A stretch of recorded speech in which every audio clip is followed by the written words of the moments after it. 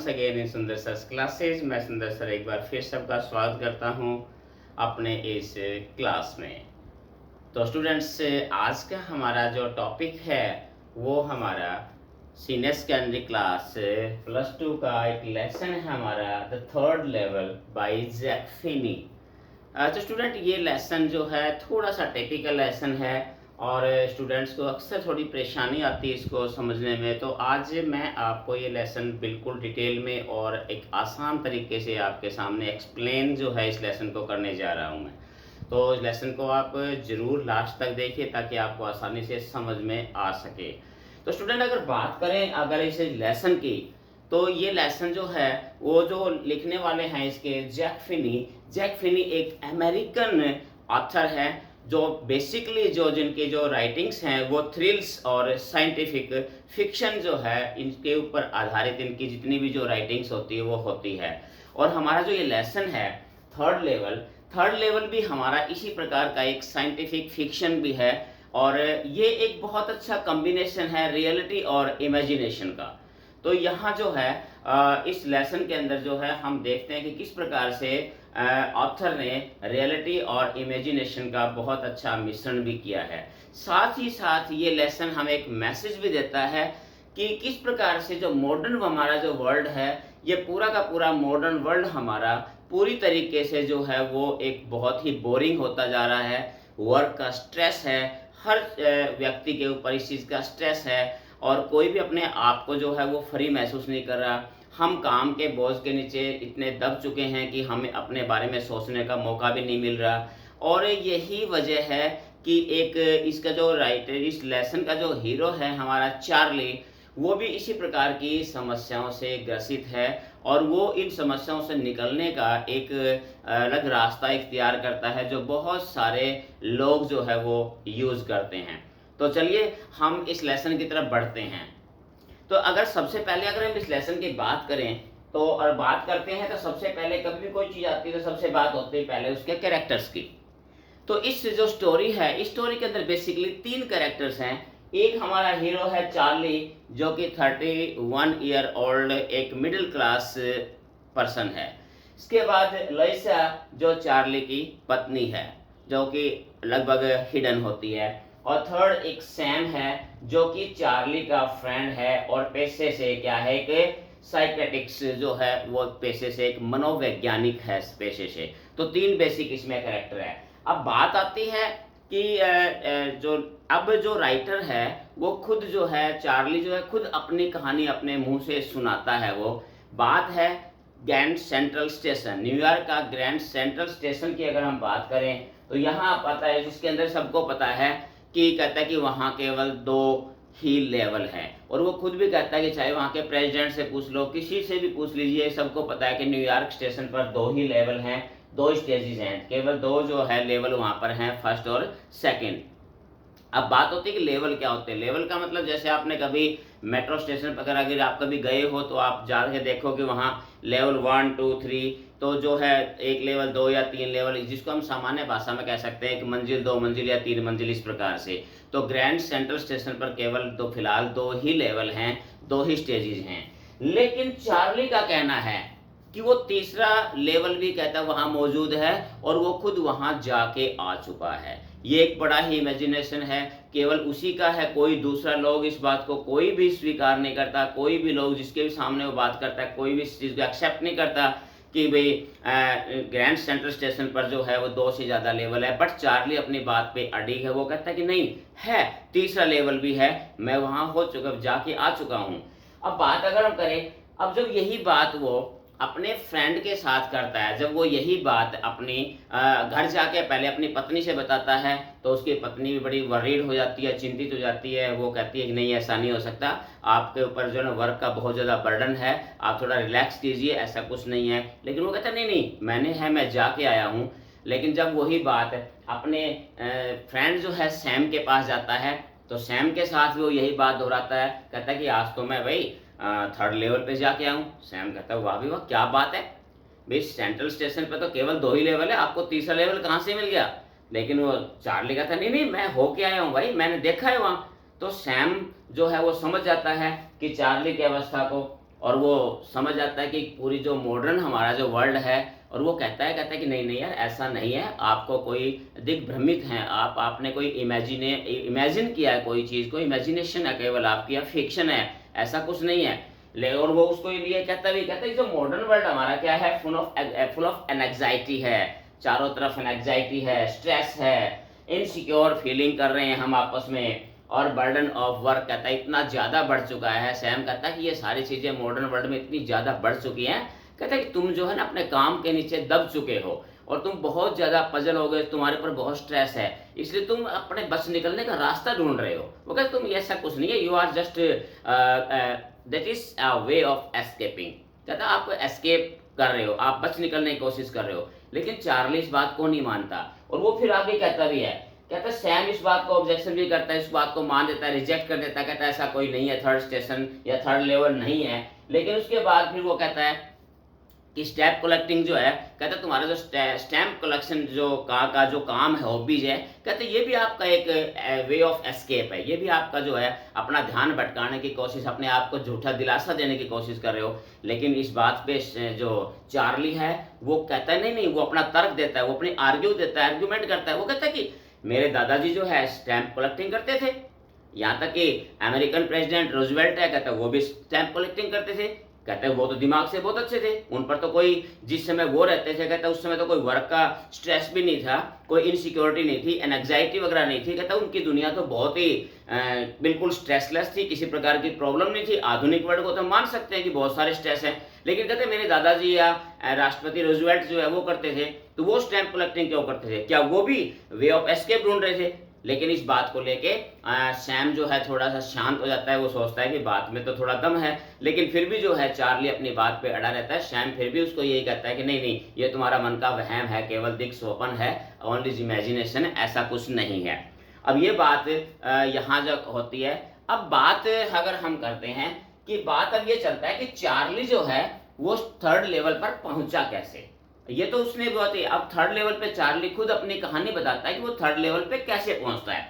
अब वो कहता है कि देखिए Charlie goes to Grand Central station New York. अब कहता है एक दिन काम, उसको थोड़ा काम में लेट हो गया, उसे घर पहुंचने की बहुत जल्दी है, और वो दौड़ा दौड़ा जल्दबाजी में, कई बार हमें भी होता है ऑफिस में जल्दी हो जाते हैं, घर पहुंचना जल्दी होता है हमें, तो हम सोचते हैं कोई शॉर्टकट रास्ता ढूंढते हैं ताकि हम जल्दी जल्दी घर पहुंचे, क्योंकि ऑफिस के बाद हमें घर पहुंचने की जल्दी होती है। चार्ली को भी बहुत जल्दी है, और वो जल्दी जल्दी जो है ना वो सोचता है कि आज तो क्यों ना मैं भाई ग्रैंड सेंट्रल स्टेशन से जो है ना कोई सबवे पकड़ लूँ कोई, और वहाँ से मैं जल्दी अपने घर पहुँच जाऊँगा शाम को। तो वो जल्दबाजी में जो है वो जैसे जैसे ही वो पहला जो स्टेशन है उसका पहला लेवल पार करता है, और पहले लेवल पर देखता है कि पहला लेवल जो है उसका सेंट्रल स्टेशन का पहला लेवल जहाँ ट्रेन है, उसके बाद वो सेकंड लेवल पे जाता है। सेकंड लेवल जो है सब अर्बन एरिया से जाने वाली ट्रेनें वहाँ मिलती हैं, उससे जुड़ा हुआ है। तो वो सेकंड लेवल पर जब वो पहुंचता है तो अचानक ही कहता है कि वो आगे चलता रहता है, बहुत सारी वहाँ स्टेयर्स आती हैं, और उनसे नीचे उतरता हुआ कहता है कि वो एक देखता है कि वो अपनी मस्ती के अंदर, अपनी मस्ती में मगन है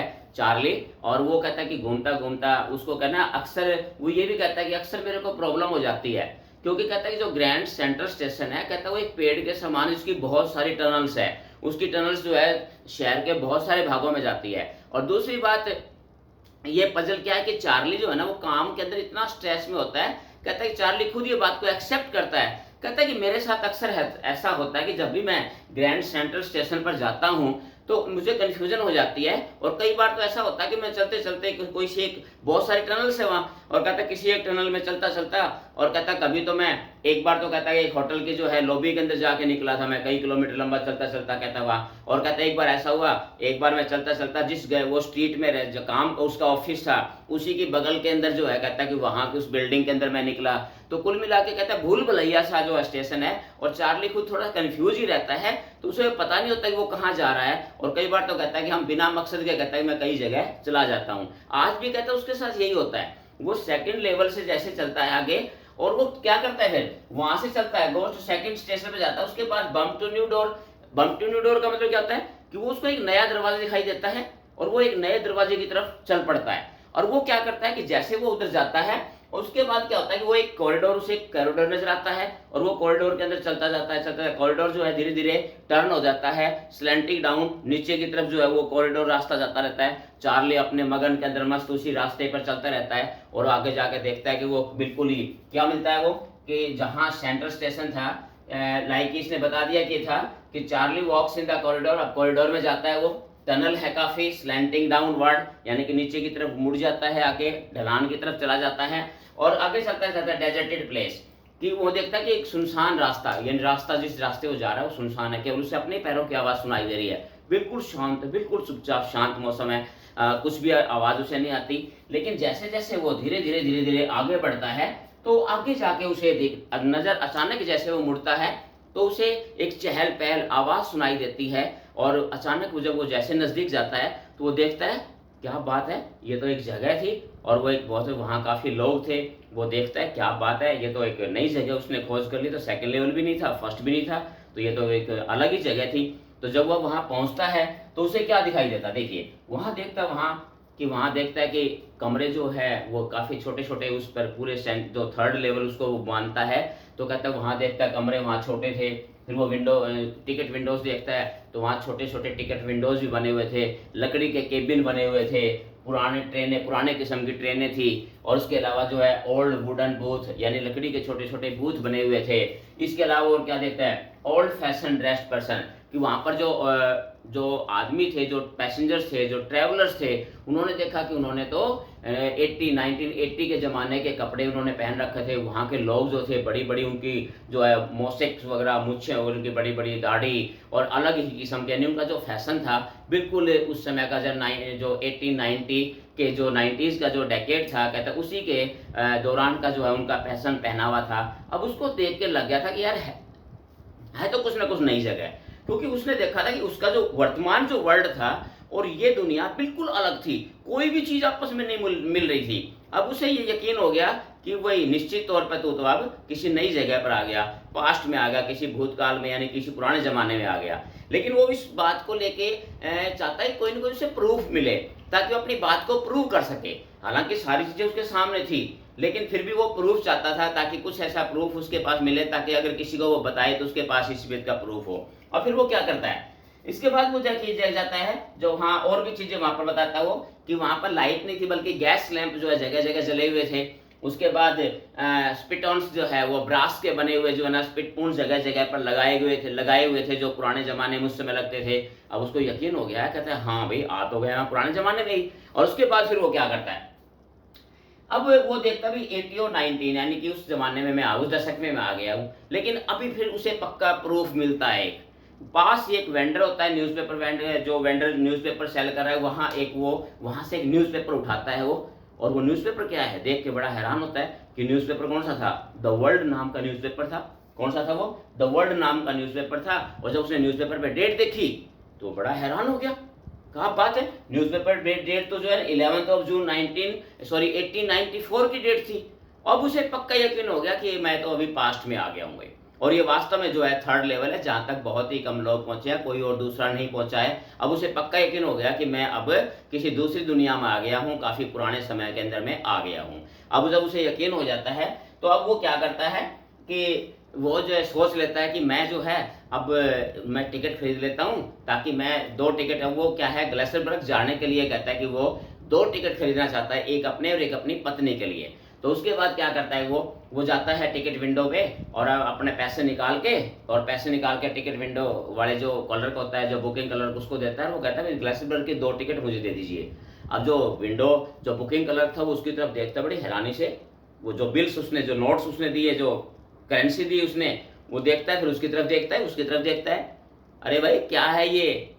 अब वो कहता है भाई क्या हो गया, मेरे को 2 टिकट चाहिए। कहता है ये क्या है, कहता है भाई ये तो बिल्स हैं। उसने कहा भाई ये बिल्स यहाँ नहीं चलते, और अगर तुमने दोबारा कोशिश की तो अभी पुलिस को बुला के तेरे को मैं गिरफ्तार कर, नकली करेंसी चलाने के इल्जाम में तेरे को मैं अभी जेल करवा दूंगा।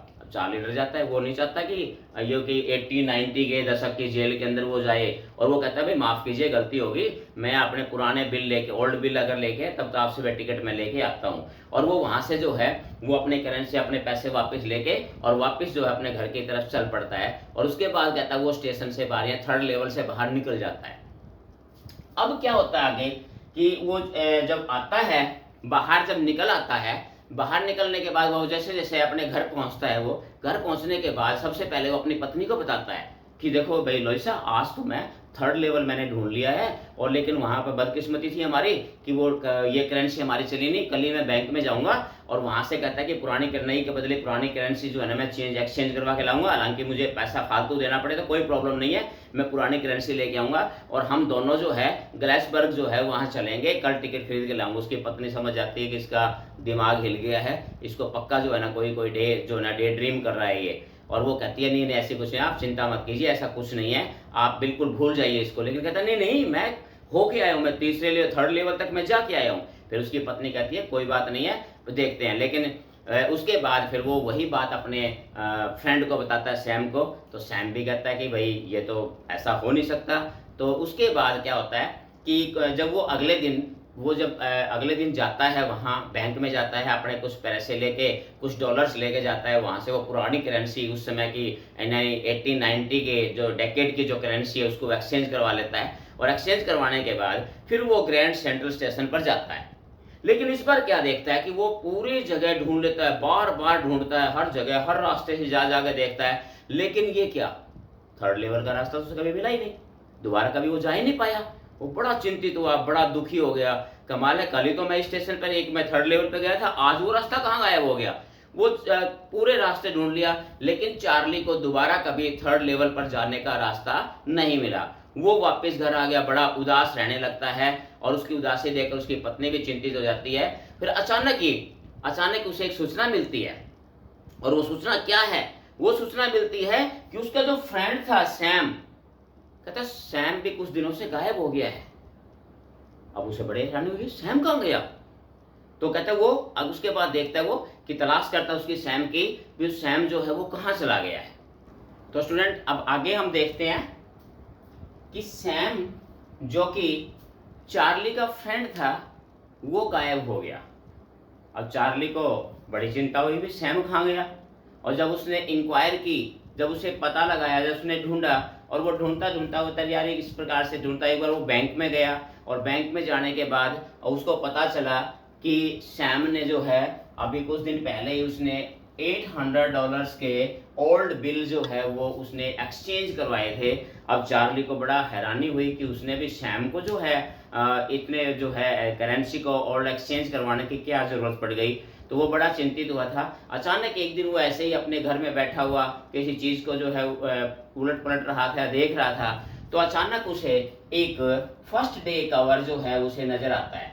अब उसको जो है ना हमारे पास अब देखते हैं, तो उसको एक फर्स्ट डे कवर। अब देखिए स्टूडेंट्स, ये बात आती है फर्स्ट डे कवर, ये क्या होता है इसके बारे में थोड़ा बता दूं आपको। फर्स्ट डे कवर एक्चुअल में क्या होता है कि जब भी कोई नई स्टैंप टिकट जारी होती है, तो जो स्टैंप कलेक्टर्स होते हैं, जो इसका जो एक रुचि होती है, जिनकी इंटरेस्ट होता है, जिनकी हॉबी होती है स्टैंप कलेक्टिंग, वो लोग क्या करते हैं कि इस स्टैंप को सबसे पहले दिन खरीद कर उसे एक एनवलप पर पेस्ट कर देते हैं और अपने नाम पर उसे मेल कर देते हैं, ताकि उनके पास वो याददाश्त रहे कि ये स्टैंप उस दिन इश्यू हुई थी और मैंने वो उस दिन खरीदी थी। तो एक जो फर्स्ट डे इस प्रकार के जो एनवलप होता है, तो उसको हम फर्स्ट डे कवर या फर्स्ट डे एनवलप कहते हैं। तो उसे फर्स्ट डे एनवलप मिलता है। आमतौर पे इस फर्स्ट डे एनवलप में ब्लैंक होता था, खाली होता था, इसमें कुछ लेटर नहीं होता था। लेकिन जैसे ही चार्ली ने उसको एनवलप को खोला, तो उसे देखकर बड़ी हैरानी हुई कि उसमें तो कोई लेटर था। अब उसने फटाफट जल्दी से उस लेटर को खोला, तो देखा ये तो लेटर है। और उस लेटर पर सबसे पहले हैरानगी उसको इस बात की हो गई कि वो लेटर जो था उसके फ्रेंड सैम ने उसे भेजा था। और उस लेटर पर जो डेट लिखी हुई थी, देखिए फ्रेंड्स को याद रखिए, जो उस लेटर पे डेट लिखी थी वो क्या थी, 18 जुलाई 1894 की डेट उस पे लिखी हुई थी। अब चार्ली को यकीन हो गया कि पक्का जो थर्ड लेवल जो उसने सोचा था वो खाली उसकी इमेजिनेशन नहीं है, कुछ ना कुछ तो है। और जब वो चार्ली जो है उस लेटर के अंदर उसका फ्रेंड सैम जो है उसको बिल्कुल क्लियर कहता है कि मुझे थर्ड लेवल मिल गया है। अब वो लेटर में कहता है कि यहाँ सैम रीच्ड, कि थर्ड लेवल पर सैम जो है पहुंच चुका है, उसे 2 सप्ताह हो गया वहां पर, 2 वीक्स हो गए उसे वहां रहते हुए। और वो कहता है क्या, कहाँ है वो, कहता है कि वो गैलेसबर्ग में, जो चार्ली का जो ग्रैंडफादर का जो घर है, जो जहां रहते थे उसके ग्रैंडफादर, कहते हैं वो वहां पहुंच गया है और कहते हैं वहां बड़े प्यार से बड़े आराम से रह रहा है। और लेटर में सैम लिखता है, कहते कि यहाँ बहुत शांति है, किसी प्रकार कोई स्ट्रेस नहीं है, कोई वर्क बर्डन नहीं है, लोगों पे किसी प्रकार का कोई भार, कोई वजन, कोई एंजाइटी वगैरह कुछ भी नहीं है। कहते हैं यहाँ बड़े प्यार से बड़े आराम से हम रह रहे हैं। और फिर वो लास्ट में एक वहां जाकर क्या करता है, वो वहां जाकर जो है क्या कर रहा है, वहां पर एग्रीकल्चर का काम शुरू कर देता है सैम। क्योंकि अब देखिए वो एक मनोवैज्ञानिक था, साइकेट्रिस्ट था, लेकिन वहां पर कहता है इसकी कोई जरूरत नहीं पड़ती। अब इसकी जो है मनोवैज्ञानिक चिकित्सक, इनकी जरूरत हमारे मॉडर्न वर्ल्ड में पड़ी है। दुनिया चारों तरफ से स्ट्रेस में ढकी हुई है, चारों तरफ स्ट्रेस ही स्ट्रेस है, लोगों को जरूरत पड़ती है मनोचिकित्सक की। लेकिन कहते वहां तो कोई स्ट्रेस जब है ही नहीं लोगों में, तो कहता उसका कोई काम ही नहीं था वहां। अब उसे जो है मजबूरी वहां पर अपने खेती बाड़ी का काम शुरू कर दिया। अब वो लास्ट में इसको लेटर में लास्ट में लिखता है, वो चार्ली को लिखता है उसका फ्रेंड, क्या लिखता है भाई, keep searching for third level. वो कहता है कि तुम अपनी तलाश बंद मत करना, थर्ड लेवल है और उस थर्ड लेवल की आप तलाश बंद मत करना, आप उसकी तलाश लगातार करते रहिए। तो स्टूडेंट ये था एक आज ये जो हमारा थर्ड लेवल लेसन है। अब देखिए यहाँ राइटर अब लेसन को खत्म कर देके छोड़ देता है। अब बात ये होती है कि क्या थर्ड लेवल था या नहीं, ये डिपेंड टोटली आपके ऊपर करता है कि आप इसे खाली इमेजिनेशन मानते हैं या फिर ये एक एस्केप ऑफ रियलिटी मानते हैं। अभी ये डिपेंड रीडर्स पे, राइटर ने ये जो डिसीजन जो है वो राइटर्स पे छोड़ दिया कि राइटर इस पे क्या सोचते हैं, अपने विचार से आपने इसका डिसाइड करना है कि ये क्या था। तो स्टूडेंट्स उम्मीद करता हूँ कि ये लेसन जो है आपको ज़रूर जो है अब इस एक्सप्लेनेशन के बाद आपको समझ में आ गया होगा। तो आज के लिए इतना ही, फिर मिलते हैं एक और नए टॉपिक में नई वीडियोस के साथ। तब तक have a nice day, thank you.